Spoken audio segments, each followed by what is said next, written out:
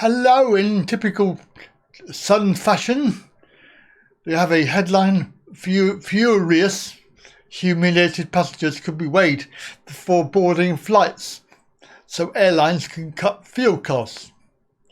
More after this.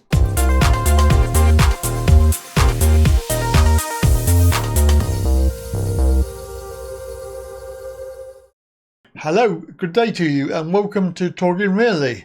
Obviously, today's story is a humorous but serious story because it affects a lot of people who are disabled and have trouble controlling their weight, especially if you're immobile and you're a wheelchair user. You tend to find that you'll put on the pounds and you don't know what to do about it. But if you're going to travel, quite appropriately here on this channel, we do talk about travel. So here's an article that was in the Sun today. Furious. I know, terrible.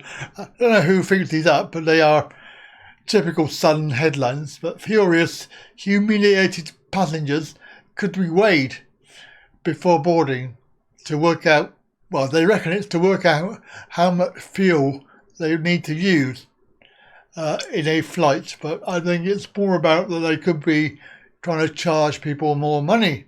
That sounds more like it. So this article, as you can see, is out today, yesterday actually, 4th of September. The story is that cost-cutting airlines could be weighing passengers before they board flights. By using data gathered from the weight, they can work out the exact amount of fuel needed for each journey.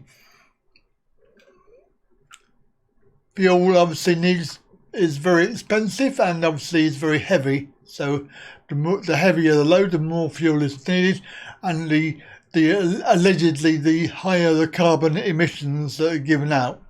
That's another story.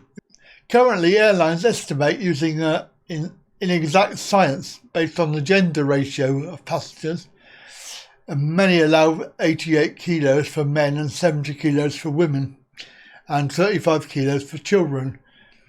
But this method means airlines often use more fuel than they need to.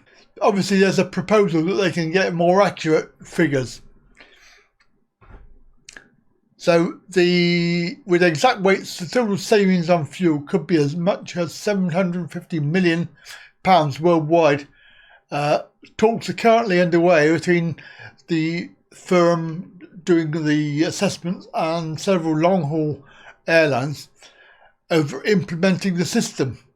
It will be done through a discrete measure of pressure pads and could take place while passengers check in, so discreetly, or when they leave the luggage area, self-service bag drops. Or it could happen as they pass through security scanners. We're not suggesting people should stand on scales, but airports could fit pressure pads in the bag drop areas. After the bag's been checked in, the system can ask, "Are you standing on the pressure pad?" If they tap yes, then the weight can be recorded and passed confidentially to the airline. There's only one thought I've got about this. The whole thing is the fact that if you're overweight, then you're going to get charged more eventually. I think this is what it boils down to. There's already some airlines that charge you double the seat, because if you can't fit into the seat, then they will charge you double seats for 2 seats, because you're obviously taking up 2 spaces.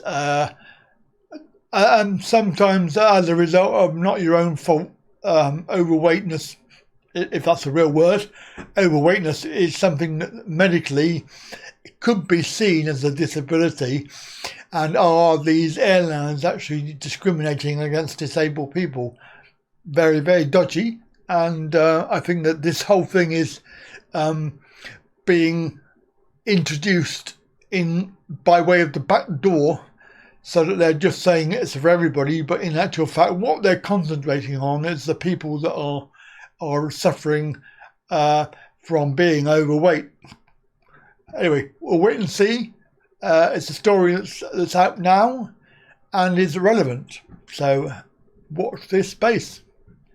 Right, I'll move on and catch you later. Bye for now.